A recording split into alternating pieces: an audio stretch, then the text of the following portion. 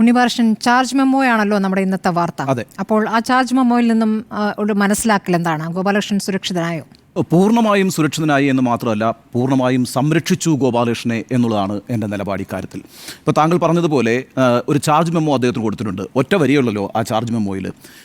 ഉദ്യോഗസ്ഥർക്കിടയിൽ വിഭാഗീയത ഉണ്ടാക്കാൻ ശ്രമിച്ചു. ഈ ഒറ്റ കുറ്റാരോപണമേ ഉള്ളൂ. അക്കാര്യത്തിൽ അദ്ദേഹം 1 മാസത്തിനുള്ളിൽ മറുപടി നൽകണം. ഇത് മാത്രമാണ് ആ ചാർജ് മെമ്മോ എന്ന് പറയുന്നത്. ഞാൻ എന്തുകൊണ്ടാണ് ഈ ചാർജ് മെമ്മോ നിലനിൽക്കില്ല എന്ന് പറയാൻ കാരണം, ഡിസംബർ 2-ാം തീയതി ഇതേ കേസിൽ ഒരു നാർക്കോട്ടിക് സെല്ലിൻ്റെ SP ഒരു പ്രാഥമിക അന്വേഷണ റിപ്പോർട്ട് നൽകിയിട്ടുണ്ട് ഇതേ കേസിൽ. അതിനു മുമ്പ് തിരുവനന്തപുരം സിറ്റി DCP ഒരു പ്രാഥമിക അന്വേഷണ റിപ്പോർട്ട് ഇതേ കേസിൽ നൽകിയിട്ടുണ്ട്. ഈ 2 റിപ്പോർട്ടുകളും പറയുന്നത് ഇതിൽ കേസെടുക്കാൻ കഴിയില്ല എന്നാണ്. അതായത് വളരെ മുമ്പേ തന്നെ ഗോപാലകൃഷ്ണനെ സംരക്ഷിക്കാനുള്ള നീക്കങ്ങൾ ആരംഭിച്ചു കഴിഞ്ഞിട്ടുണ്ട്. 3 കാര്യങ്ങളാണ് ഈ നാർക്കോട്ടിക് സെല്ലിൻ്റെ SP കൊടുത്തിരിക്കുന്ന റിപ്പോർട്ടിൽ, പ്രാഥമിക റിപ്പോർട്ടിൽ പറയുന്നത്. ഒന്നാമത്തെ കാര്യം, കേസെടുക്കാൻ കഴിയില്ല. എന്തുകൊണ്ട് കേസെടുക്കാൻ കഴിയില്ല? അതാണ് 2ാമത്തെ കാര്യം. ഗ്രൂപ്പിന് പുറത്തു നിന്നുള്ള ആരെങ്കിലും പരാതി നൽകിയാൽ കേസെടുക്കാൻ കഴിയില്ല. ഇതൊരു വാട്സപ്പ് ഗ്രൂപ്പ് ഉണ്ടാക്കിയിരിക്കുന്ന കേസാണല്ലോ. അതിന് പുറത്തു നിന്ന് ആരെങ്കിലും പരാതി കൊടുത്താൽ അതിൽ കേസെടുക്കാൻ കഴിയില്ല എന്നാണ്. അത് കൊല്ലം DCC ജനറൽ സെക്രട്ടറിയാണ് ആ കേസ് കൊടുത്തത്. ആ കേസ് തള്ളിക്കൊണ്ടാണ് ഈ റിപ്പോർട്ട് വന്നിരിക്കുന്നത്. ഇതിനകത്ത് എന്നെ അത്ഭുതപ്പെടുത്തുന്ന ഒരു കാര്യം, ഈ കേസിലൊരു പൊതുതാൽപര്യമില്ലേ? ഒരു പൊതുതാൽപര്യമുണ്ടല്ലോ. അതായത് സംസ്ഥാനത്തെ ഏറ്റവും ഉന്നതരായ ഉദ്യോഗസ്ഥർക്കിടയിൽ ഒരു പ്രത്യേക മതവിഭാഗീയത ഉണ്ടാക്കാൻ ഏതെങ്കിലും ഒരു ഓഫീസർ ശ്രമിച്ചാൽ അതൊരു പൊതുതാൽപര്യ പ്രശ്നമല്ലേ? അത് ഈ സംസ്ഥാനത്തിൻ്റെ താല്പര്യങ്ങൾക്കെതിരായിട്ടുള്ളൊരു കാര്യമല്ലേ? ഈ സംസ്ഥാനത്തിൻ്റെ ഭരണയന്ത്രം തിരിക്കുന്ന ഏറ്റവും പ്രമുഖരായ ഉദ്യോഗസ്ഥർക്കിടയിൽ ഒരു മതവിഭാഗത്തിൻ്റെ ആശയങ്ങൾ പ്രവർത്തിക്കുകയും അങ്ങനെ വിഭാഗീയമായി ഭരണകൂടം പ്രവർത്തിക്കുകയും ചെയ്യുന്നൊരു സാഹചര്യം ഉണ്ടാവുക എന്ന് പറഞ്ഞാൽ അത് സംസ്ഥാനത്തിൻ്റെ പൊതുതാൽപര്യത്തിനെതിരാണ്. അതുകൊണ്ട് തന്നെ ആർക്കും ഈ വിഷയത്തിൽ കേസ് കൊടുക്കാമെന്നാണ് ഞാൻ മനസ്സിലാക്കുന്നത്. കാരണം ഈ പബ്ലിക് ഇൻട്രസ്റ്റ് ലിറ്റിഗേഷൻ എന്ന് പറഞ്ഞാൽ എന്താണ്? Litigation four protecting public interest എന്നാണ് അതിൻ്റെ നിർവചനം തന്നെ അങ്ങനെയാണ്. അതായത് പൊതുതാൽപര്യങ്ങൾക്ക് എതിരാകുന്ന ഏത് കാര്യത്തിനും എതിരെ നിങ്ങൾക്ക് കോടതിയെയോ പോലീസിനെയോ സമീപിക്കാം. അതിനാണ് PIL എന്നൊരു സംവിധാനം ഉണ്ടായിരിക്കുന്നത്. ഇവിടെ പൊതുതാൽപര്യം ഹനിക്കപ്പെട്ടിട്ടുണ്ട്, അതുകൊണ്ട് കേസെടുക്കാൻ കഴിയും എന്ന് തന്നെയാണ് എൻ്റെ വാദം. അതായത് ഈ പോലീസ് റിപ്പോർട്ടിലെ 1ാമത്തെ വാദം നിലനിൽക്കില്ല.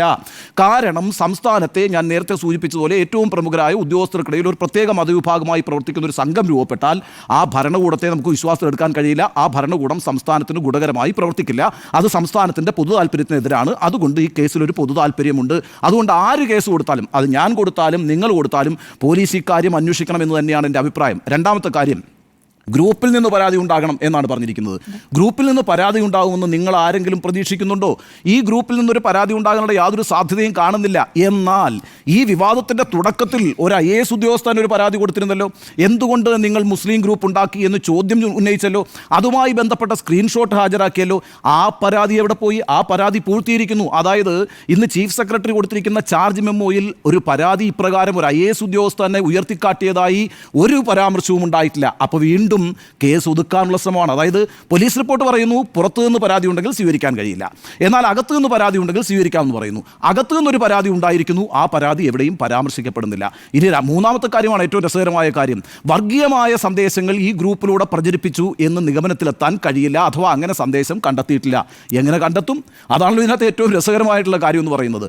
ഈ നമുക്കറിയുന്നത് പോലെ ഏറ്റവും പ്രധാനപ്പെട്ട കേസ് എന്താ ഈ വിഷയത്തിൽ? ഒരു വ്യാജ പരാതി കൊടുത്തു എന്നൊരു കേസുണ്ട്. എന്തുകൊണ്ടാണത് ഈ ചാർജ് മെമ്മോയിൽ പരാമർശിക്കാതിരുന്നത്? ഞാൻ പറഞ്ഞല്ലോ, നേരത്തെ പറഞ്ഞ കാര്യങ്ങളൊക്കെ. അതായത് ഒരു മതവിഭാഗത്തിൻ്റെ താല്പര്യങ്ങളുമായി ബന്ധപ്പെട്ടൊരു ഗ്രൂപ്പ് ഉണ്ടാക്കുന്നു, അത് ആർഗ്യുമെൻറ്റേറ്റീവാണ്, അത് ഞങ്ങളുടെ ചില കാര്യങ്ങൾ സംസാരിക്കാൻ വേണ്ടി മാത്രം ഉണ്ടാക്കിയിട്ടുള്ള ഗ്രൂപ്പാണ് എന്നൊക്കെ പറഞ്ഞുകൊണ്ട് വേണമെങ്കിൽ അങ്ങോട്ടും ഇങ്ങോട്ടും ഒക്കെ തർക്കിച്ച് നിൽക്കാം, വാദിച്ച് നിൽക്കാം. പക്ഷേ ഈ കേസിൻ്റെ ഏറ്റവും പ്രധാനപ്പെട്ട ഭാഗം എന്ന് പറയുന്നത് ഈ ഗ്രൂപ്പ് ഉണ്ടാക്കിയതിന് ശേഷം ഈ ഗ്രൂപ്പ് സംബന്ധിച്ചൊരു വിവാദം രൂപപ്പെടുന്നു മനസ്സിലാക്കുന്ന ഗോപാലകൃഷ്ണൻ വളരെ പെട്ടെന്ന് ആ ഗ്രൂപ്പ് ഡിലീറ്റ് ചെയ്യുകയും അതിനുശേഷം ബുദ്ധിപരമായി ഒരു പ്രതിരോധം തീർക്കുകയും ചെയ്യുന്നു. അതിൻ്റെ ഭാഗമായി നേരെ പോലീസിൽ പോയിട്ട് ഒരു പരാതി കൊടുക്കുന്നു. എന്താ പരാതി? എൻ്റെ ഫോൺ ഹാക്ക് ചെയ്തു എന്നുള്ളത്.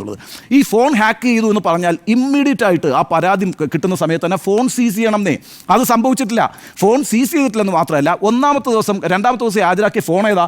iPhone-ആണ് ഹാജരാക്കിയത്. ആ iPhone-ൽ വാട്സപ്പ് ഇൻസ്റ്റാൾ ചെയ്തിട്ടേ ഇല്ല. എന്തൊരു രസകരമായ കാര്യമാണ്. അതായത് നിങ്ങളൊരു പരാതിക്കാരനായിട്ട് പോലീസിനെ സമീപിക്കുന്നു, എന്നിട്ട് നിങ്ങൾ തന്നെ എല്ലാ തെളിവുകളും നശിപ്പിക്കുന്നു. ഇത് പറഞ്ഞാൽ വിചിത്രമായൊരു സാഹചര്യമാണ്. ഗോപാലകൃഷ്ണൻ ആദ്യമായിട്ട് ഹാജരാക്കുന്ന iPhone-ൽ വാട്സപ്പ് ഇൻസ്റ്റാൾ ചെയ്തിട്ടില്ല. 2 ദിവസം കഴിഞ്ഞ് ഒരു ആൻഡ്രോയിഡ് ഫോൺ ഹാജരാക്കുന്നു, അതിനകത്ത് പിന്നെ ഒന്നും തന്നെ കണ്ടെത്താൻ കഴിയുന്നില്ല. അതിൻ്റെ കാര്യം എന്താണ്? അത് നേരെ ഫോറൻസിക്കിലേക്ക് വിടുമ്പം ഫോറൻസിക് എന്താ പറയുന്നത്? അത് കംപ്ലീറ്റ് റീഫോർമാറ്റ് ചെയ്തിരിക്കുന്നു. ഈ രീതിയിൽ എല്ലാ തെളിവുകളും നശിപ്പിച്ചതിന് ശേഷമാണ് അദ്ദേഹം ഈ ഫോൺ കൈമാറിയിരിക്കുന്നത്. ഇതെല്ലാം പോലീസ് വ്യക്തമായി എഴുതിയിട്ടുണ്ട് കേട്ടോ. അക്കാര്യത്തിൽ പോലീസ് ഒരു വീഴ്ച വരുത്തിയിട്ടില്ല.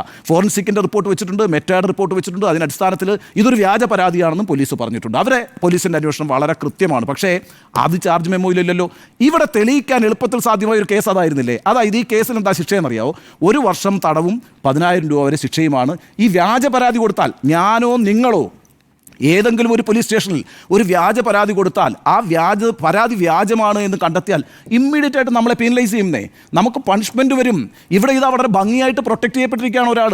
ഈ കേസിലാണ് അടിയന്തരമായിട്ട് ശിക്ഷ കിട്ടുമായിരുന്നു ഗോപാലകൃഷ്ണന്. അതുകൊണ്ട് അതങ്ങ് മാറ്റിവെച്ചു. അപ്പോൾ 3 കാര്യങ്ങൾ സംഭവിച്ചു. ഒന്ന്, ഇതിനകത്ത് കേസേ ഇല്ലെന്നങ്ങ് പറഞ്ഞു കളഞ്ഞു. 2, ഇതിനകത്ത് ഒരു തരത്തിലുള്ള തെളിവുകളുമില്ല എന്ന് പറഞ്ഞു കളഞ്ഞു. 3, ഈ പറയുന്ന വ്യാജ പരാതിയെ സംബന്ധിച്ച് ഒരു പരാമർശവും ഇല്ലാത്ത ഒരു ചാർജ് മെമ്മോ കൊടുക്കുകയും ചെയ്തിരുന്നു. ഇത് വളരെ അപകടകരമായ ഒരു സാഹചര്യമാണ്. നോക്കൂ, ഇവിടെ ഈ IAS ഓഫീസേഴ്സൊക്കെ ഏതെങ്കിലും തരത്തിലുള്ള കുറ്റകൃത്യങ്ങളിൽ ഏർപ്പെട്ടാൽ അവർ പ്രൊട്ടക്റ്റ് ചെയ്യപ്പെടുന്ന ഒരു സാഹചര്യം ഉണ്ടാകുന്നത് നല്ലതാണോ? നമ്മുടെ മുമ്പിൽ 2019 ഓഗസ്റ്റ് 3 ഒരു അനുഭവമില്ലേ? എന്താണ് 2019 ഓഗസ്റ്റ് 3 ആ വലിയ ദുരന്തമെന്ന് പറയുന്നത്? അത് ബഷീർ എന്ന് പറയുന്ന ഒരു മാധ്യമ പ്രവർത്തകൻ കൊല്ലപ്പെട്ടു. ശ്രീറാം വെങ്കിട്ടരാമൻ എന്ന് പറഞ്ഞ അന്നത്തെ IAS ഓഫീസർ, അതായത് ഇന്നും അദ്ദേഹം IAS ഓഫീസറാണ്, സർവേ ഡയറക്ടറായിരുന്ന ആളാണ്. അദ്ദേഹത്തിനെതിരെ മനഃപൂർവ്വമല്ലാത്ത നരഹത്യക്കാണ് കേസെടുത്തത്. പക്ഷേ ആ കേസെടുത്തതിൻ്റെ കാര്യങ്ങളൊന്ന് വിചിത്രമായെന്ന് നോക്കിക്കേ, നിങ്ങളൊന്ന് പിന്തിരിഞ്ഞു നോക്കിയാൽ ആ സംഭവം ഉണ്ടായ സ്ഥലത്തേക്ക് എത്തിയ പോലീസ് ഇദ്ദേഹം ഒരു IAS ഓഫീസറാണെന്ന് ഐഡൻറ്റിഫൈ ചെയ്യുന്നതോട് തന്നെ മുകളിൽ നിന്ന് വളരെ പെട്ടെന്ന് സമ്മർദ്ദം ഉണ്ടാവുകയും വളരെ പെട്ടെന്ന് തെളിവുകൾ നശിപ്പിക്കാനുള്ള സാഹചര്യം ഒരുക്കുകയാണ് ചെയ്യുന്നത്. എപ്പോഴാണ് മദ്യപിച്ചിട്ടാണ് അദ്ദേഹം വണ്ടി ഓടിച്ചതെന്ന് പറയുന്നു? എപ്പോഴാണ് അദ്ദേഹത്തിൻ്റെ രക്തസാമ്പിൾ പരിശോധിച്ചത്? എവിടെയാണത് പരിശോധിച്ചത്? അത് അദ്ദേഹം തീരുമാനിച്ചൊരു സ്വകാര്യ ആശുപത്രിയിൽ പോയിട്ടാണ് തീരുമാനിച്ചത്. നിങ്ങൾക്കോ എനിക്കൊന്നും ആ പ്രിവിലേജ് ഇല്ല കേട്ടോ.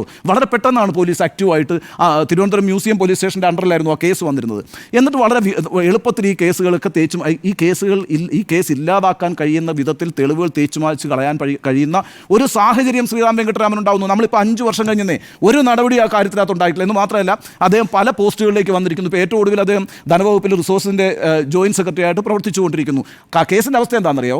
അദ്ദേഹത്തിൻ്റെ അഭിഭാഷകൻ അഡ്വക്കേറ്റ് രാമൻ പിള്ള എന്നാണ് ഞാൻ മനസ്സിലാക്കുന്നത്. അദ്ദേഹത്തിന് ഈ ഗോവണി കയറാൻ കഴിയാത്തതുകൊണ്ട് മുകളിലത്തെ നിലയിലാണ് കോടതി വിചാരണ നിർത്തിവെച്ചിരിക്കുകയാണ്. ഒരു അഭിഭാഷകൻ ഗോവണി കയറാൻ കഴിയാത്തതുകൊണ്ട് ഈ IAS ഓഫീസറുടെ വിചാരണ നിർത്തിവെച്ചിരിക്കുകയാണ്. എന്താണ്? ഒരു കൊലപാതക കേസാണ്, മനഃപൂർവ്വമായ അല്ലാത്ത നരഹത്യ എന്നാണ് കേസെങ്കിൽ കൂടിയും അത് കേരളത്തിൻ്റെ മനസാക്ഷി കെട്ടിച്ച കേസാണല്ലോ.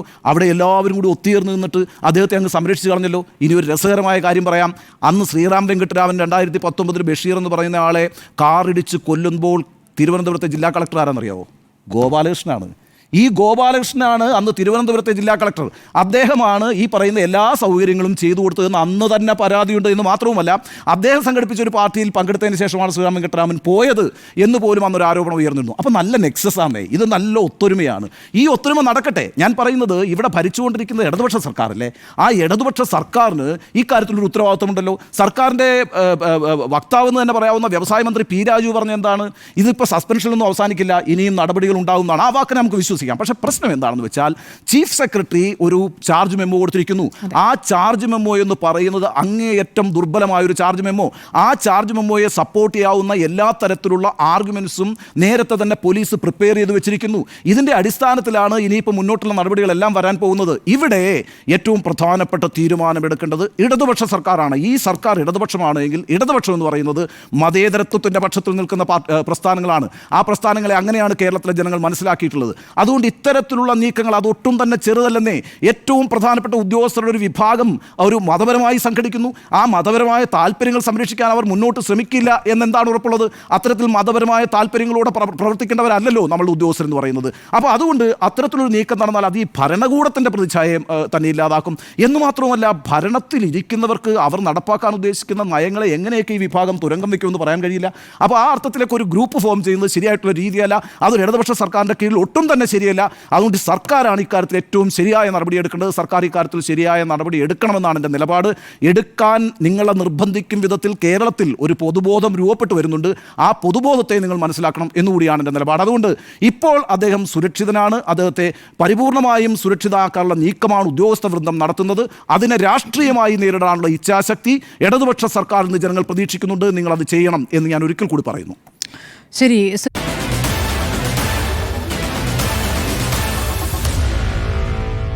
Meet the editors.